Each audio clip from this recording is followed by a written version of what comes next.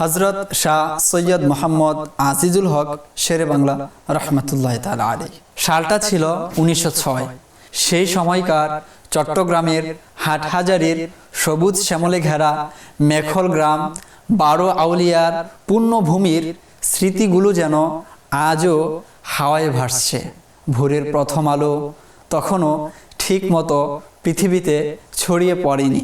এমনই এক বরকতময় সময় 1323 হিজরির রহমতপূর্ণ মুহূর্তে পৃথিবীর বুকে নীরবতা ভেদ করে এমন এক সন্তানের আগমন হলো, যিনি ভবিষ্যতে হয়ে উঠবেন মহান আশিকে রাসূল ও আধ্যাত্মিক জগতের উজ্জ্বল নক্ষত্র, যার নাম হযরত শাহ সৈয়দ মোহাম্মদ আজিজুল হক শেরে বাংলা আল কাদেরী রহমতুল্লাহি আলাইহি। জন্মসূত্রে তিনি ছিলেন সৈয়দ বংশীয় স্রোতধারায় যেন দুই মহাসমুদ্রের মিলনস্থল।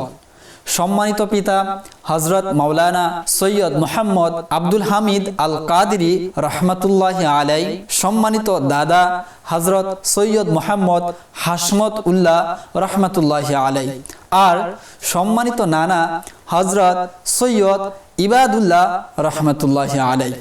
এই দুই বংশের বংশীয় পরম্পরায় তিনি ছোটবেলা থেকে ধর্মপ্রাণ, মেধাবী ও চরিত্রবান হিসেবে গড়ে ওঠেন। শৈশবে তার শিক্ষার শুরু পিতার সান্নিধ্যে। এরপর স্থানীয় মাদ্রাসায় ভর্তি হলে খুব অল্প সময়ে তিনি তার অসামান্য প্রতিভার পরিচয় দেন। ক্লাসে তিনি সবসময়ই প্রথম হতেন। আরবি, উর্দু, ফার্সি ভাষা, হাদিস, ফিক, তর্কশাস্ত্র যে বিষয়ে মন দিতেন, খুব অল্প সময়ে গভীরভাবে তা আয়ত্ত করে নিতেন। তার স্মরণ শক্তি ছিল অত্যন্ত প্রখর, যা শিক্ষক ও সহপাঠী সকলের প্রশংসা কুড়াত। সময়ের সাথে সাথে তার হৃদয় হয়ে ওঠে আল্লাহ ও তার রাসূলে প্রেমময়। আধ্যাত্মিক পরিণতির দরজায় যখন তিনি দাঁড়ালেন, তখন এক শুভক্ষণে তিনি বায়াত গ্রহণ করলেন আল্লামা আলহাজ গাজী সৈয়দ আব্দুল হামিদ বাগদাদী রহমতুল্লাহ তাআলা আলাইহি এর দাস্তে মোবারকে। এরপর যেন আকাশে নতুন নক্ষত্র জ্বলে উঠল।